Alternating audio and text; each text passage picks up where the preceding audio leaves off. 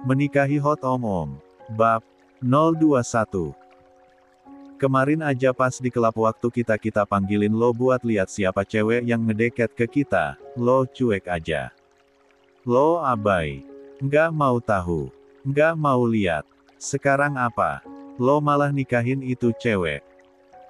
Itu, tuh, sialan emang ini si bos. Sambar Dirga yang juga tidak habis pikir. Ya, ia juga merupakan salah satu saksi bagaimana awalnya Mahesa sama sekali tidak tertarik dengan bualan mereka tentang perempuan seksi yang berjalan ke arah mereka. Dan sekarang, apa yang terjadi benar-benar di luar nalar. Padahal itu cewek bakal gue incer kalau lo nggak mau. Malah langsung dinikahin aja. Batal dong gue ngasih mantu ke mama gue kalau kayak gini caranya. Seperti biasa, Mahesa hanya memasang wajah lempengnya. Tersenyum tipis untuk menanggapi bualan-bualan para lelaki hidung belang di depannya ini. Dirga pun mendesah. BTW anak baik udah laku. Tinggal kita para botuna yang masih ngenes. Belum tampak hilal jodoh kita ada di mana. Kevin yang mendengarnya langsung terkekeh geli. Benar juga ucapan sahabatnya itu. Bener juga kata lo, ga. Di antara kita berempat, kenapa malah Mahesa yang duluan nikah? Kenapa dia yang gak pernah kelihatan sama cewek yang malah gas duluan? Nggak bener ini. Ini bener-bener nggak bener. Mana bening banget itu cewek. Bikin patah hati aja, lo. Dirga semangat menimpali. Karena dari awal ia memang tertarik dengan pesona Widya. Rio yang masih memiliki ketenangan cukup stabil pun coba untuk mengulas apa yang ia ketahui dulu. Mahesa mau kejar target, men. Eyang Sastro, kan udah ngebet banget kepengen Mahesa nikah. Beliau pengen lihat cucu buyutnya dari Mahesa. Secara garis keturunannya, kan, kalau menurut adat beliau, cuma bisa diteruskan dari pihak laki-laki. Oh iya, baru inget gue. Seru Dirga kembali menimpali. Eyang pengen punya buyut laki-laki kan, iya. Yap, Kevin kali ini ikut bersemangat menimpali. Eyang pengen punya buyut laki-laki. Beliau pengen banget bisa lihat buyut laki-lakinya. Nah, Rio menggerakkan dagunya, menunjuk ke arah Widya. Gas, men. Siramin tuh ladang lo yang hijau. Dirga mendekatkan bibirnya ke kuping Mahesa dan membisikkan sesuatu di telinga sahabatnya itu. Kalau lo butuh tutor, bisa gue ajarin. Gue nikah aja yang belum, tapi kawin udah sering. Mahesa berdecak. Memutar bola matanya jengah mendengar ucapan Dirga.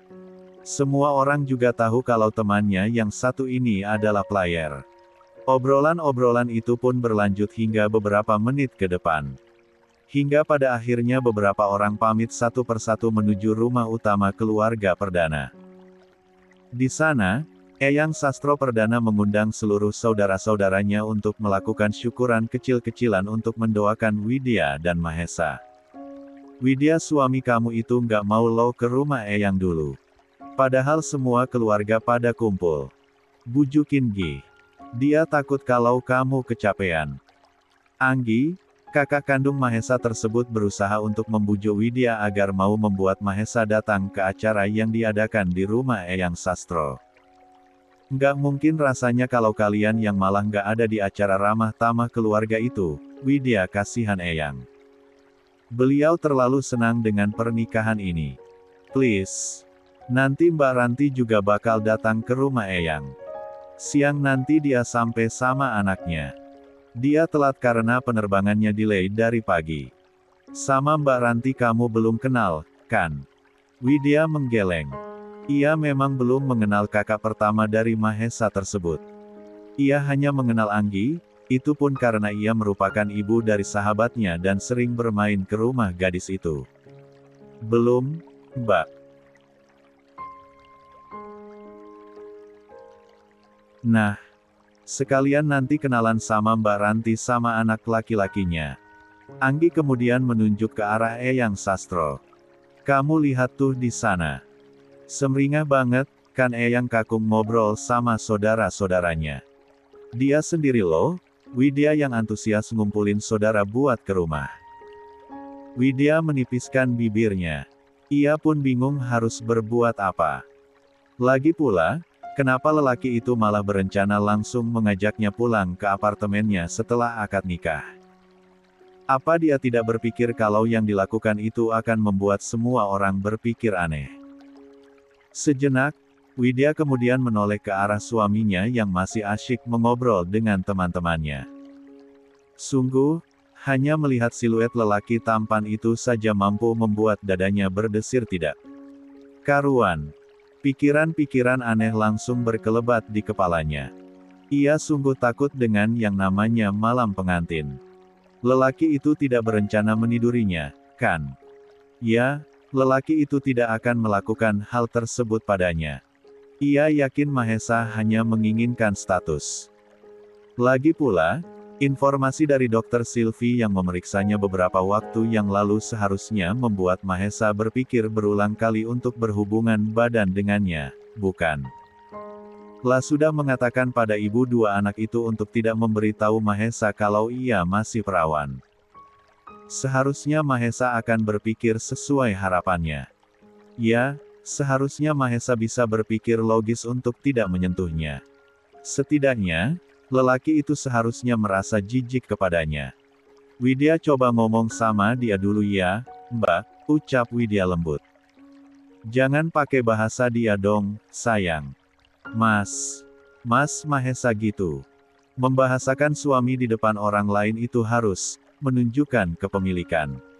Jangan pakai kata dia lagi, apalagi di depan keluarga. Mengerti, cantik? Nggak enak lo didengernya. Widya merasa seperti ditampar oleh perkataan Anggi. Meski suaranya lembut dan ramah, Widya tahu bahwa Anggi tidak senang dengan cara dia memanggil suaminya. Widya merasakan sesuatu yang menusuk di hatinya, seolah-olah dia telah melakukan kesalahan besar. Ya, ia tahu Anggi sedang membantunya untuk beradaptasi. Tapi perasaannya saja yang sensitif. Maaf, Mbak. Widya nggak bermaksud kurang ajar. Makasih karena Mbak Anggi mau ngajarin mana yang boleh dan yang nggak boleh. Mohon petunjuknya ya, Mbak. Widya benar-benar buta di sini. Widya menundukkan kepalanya, berharap Anggi mengerti dengan ketidaktahuannya. Entah kenapa ia merasakan lidahnya kering dan lengket, seakan-akan ada yang mengganjal di tenggorokannya.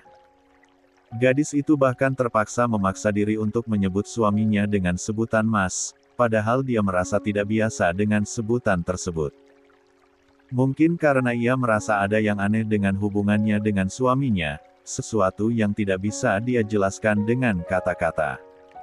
Ia pun bahkan tidak benar-benar mengerti dengan pernikahan ini. Anggi mengusap pundak Widya dengan lembut. Membawa dagu gadis itu agar menatapnya. Nggak apa-apa, Widya, bukannya Mbak marah sama kamu. Mbak cuma ingin kamu terlihat mengerti dengan Mahesa. Jangan kasih celah buat siapapun untuk ngomongin kita. Cara bicara pun bisa bikin kita jadi bahan omongan, Widya, bahkan sama saudara kita sendiri. Untuk itu kita cari aman. Yah. Widya pun mengangguk. Iya, Mbak. Makasih ya, Mbak Anggi. Sama-sama, sayang. Anggi pun sedikit membenarkan bunga melati yang menjuntai tersampir di pundak Widya. Ya udah kalau kamu mau ngomong sama Mahesa. Mumpung belum pada bubar, Widya biar pada gerak ke rumah Eyang. Widya pun mengangguk. Oke, Mbak. Doain Widya bisa bujuk Mas Mahesa supaya mau ya, Mbak. Soalnya Mbak tahu sendiri, kan kalau dia itu, maksud Widya Mas Mahesa itu. Keras kepala. Sambung Anggi cepat. Membuat dua wanita beda generasi itu kemudian tertawa terbahak-bahak. Iya, Widya pastilah Mbak doain. Ya udah sana. Kamu samperin Gi, suami kamu. Oke, Mbak. Widya pun bergerak melangkah menuju Mahesa yang berdiri tidak jauh beberapa meter darinya. Entah apa yang sedang laki-laki itu bahas dengan teman-teman.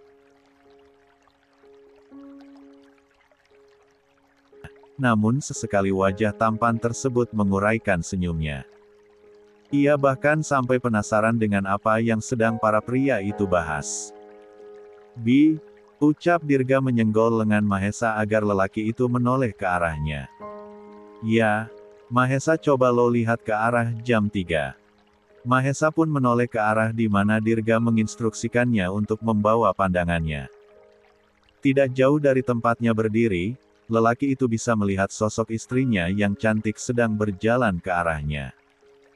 Tidak butuh lama sosok ramping nan ayu itu sudah berdiri di depannya. Mas, kata Widya terbata. Entah kenapa dia merasa aneh dengan sebutan Mas yang ia sematkan untuk Mahesa.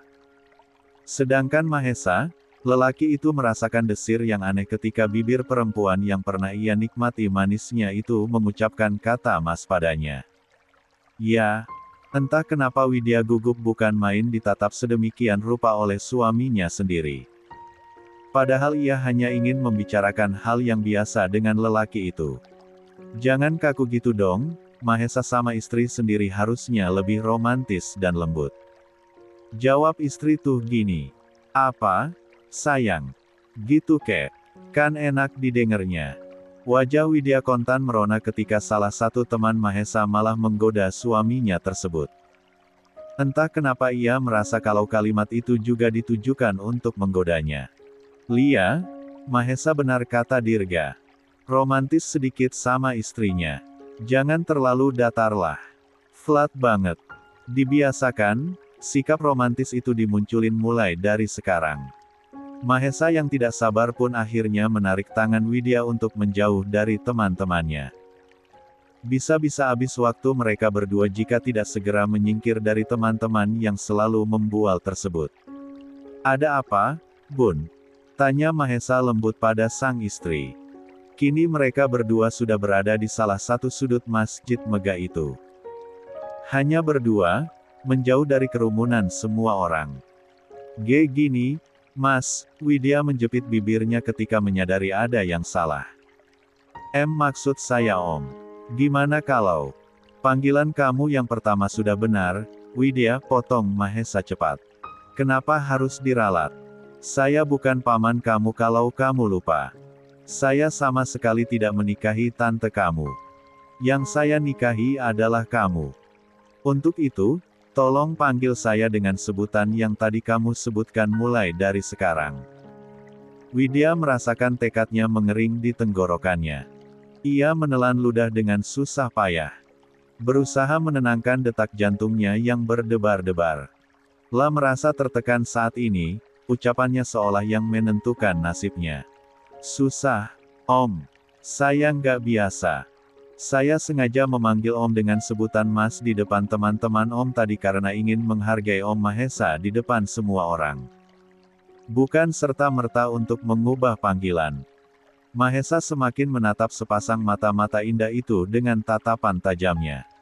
Daripada kamu ingin menghargai saya di depan teman-teman saya, lebih baik kamu menghargai saya. Karena memang kamu ingin menghormati saya sebagai suami kamu. Widya menunduk. Tidak tahu harus berbicara apa. Sekali lagi, Mahesa bukanlah sosok orang yang mudah dihadapi. Jantungnya malah kebat-kebit karena menyadari sosok ini ternyata begitu tampan. Mahesa mengulurkan tangannya untuk meraih dagu istrinya tersebut. Lihat saya, Buna, ucap Mahesa sambil mengarahkan tatapannya yang dalam pada istrinya. Apa susah bagi kamu hanya untuk sekedar memanggil saya? Dengan sebutan itu, sekali lagi Widya menunggu ludahnya susah payah. Gadis itu menggigit bibir bawahnya. Bingung. Jangan gigit bibir kamu seperti itu, Widya. Widya semakin tidak mengerti dengan Mahesa. Kenapa semua yang ia lakukan jadi serba salah? Otak polosnya semakin tidak mengerti dengan apa yang dimaksudkan oleh suaminya tersebut. Memangnya kenapa, Om? Tanya Widya polos. Kenapa kalau saya gigit bibir saya? Seharusnya nggak ada masalah karena yang saya gigit itu bibir saya bukannya bibir Om. Mahesa menaikkan salah satu sudut alisnya ke atas. Kamu mau nantangin saya, Widya seketika menggeleng. Ia tidak akan mencari gara-gara dengan lelaki dewasa ini. Bisa habis nanti ia dimakan oleh serigala ini. Tidak, itu tidak bisa terjadi. Saya nggak nantangin, Om. Saya cuma tanya, kamu itu sudah melakukan 2 kesalahan dalam waktu bersamaan, Widya, dan mulai sekarang, jika kamu melakukan kesalahan lagi, saya akan menerapkan hukuman untuk kamu. Hukuman? Hukuman untuk kesalahan yang mana, Om? Saya nggak ngerasa ngelakuin kesalahan. Tentu saja Widya langsung protes. Karena memang dia sama sekali tidak merasa melakukan kesalahan. Untuk kali ini saya akan menolerir kesalahan kamu. Saya tidak akan memberikan hukuman itu kali ini. Tapi jika kesalahan tersebut kembali terulang, maka saya tidak akan sungkan lagi. Ingat ini baik-baik. Jangan menggigit bibir kamu di depan saya, ataupun di depan orang lainnya. Dan, ya, jangan panggil saya dengan sebutan Om. Panggil saya dengan sebutan selain itu. Widya menipiskan bibirnya. Berpikir sejenak. Asalkan bukan panggilan Om, bukan. Itu artinya ia bisa memanggil lelaki itu dengan sebutan yang lain. Oke, kalau gitu. Bisa kita lanjutin yang tadi? Tanya Widya mulai fokus. Waktunya udah mepet banget ini. Harus segera diomongin. Kalau enggak, Mahesa kemudian melepaskan tangannya dari dagu Widya. Oke, lanjutkan. Kamu mau ngomong apa? Diam-diam Mahesa sudah tidak sabar mendengar Widya menyebutnya dengan panggilan Mas lagi seperti tadi. Entah kenapa hatinya bereforia bisa menekan gadis di depannya ini. Jadi begini, Pakde Mahesa. Sepertinya Eyang Kakung, HMMPPP. Widya merasa bibirnya langsung dibungkam ketika sedang berbicara. Menyadari apa yang sedang terjadi, Widya langsung melebarkan matanya. Susah payah gadis itu mendorong dada bidang suaminya yang hampir melekat pada tubuhnya. Om Mahesa apa-apaan? Pekik Widya tertahan. Wajahnya sudah sangat merah karena Mahesa dengan berani-beraninya menciumnya di depan umum. Om Mahesa udah gila, iya. Om Mahesa udah nggak waras. Di tempat ini bahkan masih rame orang, Om. Bisa-bisanya Om Mahesa malah cium saya di saat semua orang masih bisa melihat kita berdua. Om Mahesa itu HMM. Kembali Mahesa membenturkan bibirnya dengan bibir Widya begitu saja. Ia bahkan tidak peduli bagaimana perempuan itu protes atas perbuatannya. Sekali lagi Widya berusaha untuk mendorong tubuh Mahesa menjauh darinya. Omi. Pekik Widya sekali lagi tertahan saat kedua bibir itu kembali terlepas. Om Mahesa apa-apaan, Om? Dan sekali lagi Mahesa langsung menundukkan wajahnya dan melahap bibir istrinya itu untuk yang kesekian kali. Mahesa.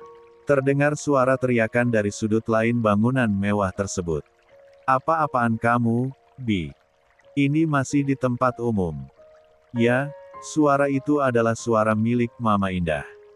Ia terkejut karena sang putra berani terang-terangan di depan semua orang. Bukan hanya dirinya saja yang merasa tidak percaya, tapi semua orang yang melihat kejadian Widya dan Mahesa. Entah kemana wajah Widya akan dia simpan sekarang. Rasanya ia tidak sanggup lagi untuk menatap semua orang. Tentu saja ia terlalu malu. Tapi yang parahnya, lelaki ini malah terlihat sangat santai dan biasa saja. Tidak tampak raut bersalah sama sekali. Gara-gara, Om Bi. Hamim. Bahkan lelaki itu tidak peduli jika teman dan saudara-saudaranya sedang mengabadikan momen romantis tersebut. Setelah puas dengan bibir ranum istrinya, Mahesa kembali menatap sepasang mata bulat jernih gadisnya itu. Dengan tatapan kelamnya. Sudah saya peringatkan kamu, Buna. Jangan panggil saya dengan sebutan itu. Saya bukan paman kamu. Dan, ya, jangan gigit bibir kamu seperti tadi kalau nggak mau bibir itu jadi makanan saya.